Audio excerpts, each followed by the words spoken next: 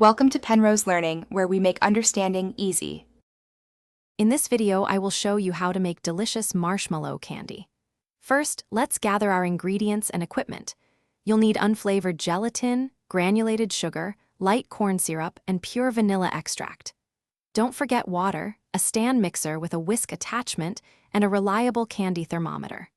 Also, prepare a 9 by 13-inch baking pan by lightly greasing it and dusting it generously with powdered sugar. This preparation is key for easy removal later on. Next, we'll create the sugar syrup. In a medium saucepan, combine 2 1/4 cups of granulated sugar, 1 cup of light corn syrup, and 3/4 cup of water. Place the pan over medium-high heat. Insert your candy thermometer and bring the mixture to a boil. It's crucial to cook this syrup until it reaches precisely 240 degrees Fahrenheit. Remember, do not stir the syrup during this process, just let it cook undisturbed. Now for the magic. In the bowl of your stand mixer, sprinkle 3 packets of unflavored gelatin over 1/2 cup of cold water and let it bloom for 5 minutes. Once the syrup reaches temperature, slowly and carefully pour the hot syrup into the gelatin mixture while the mixer is running on its lowest speed.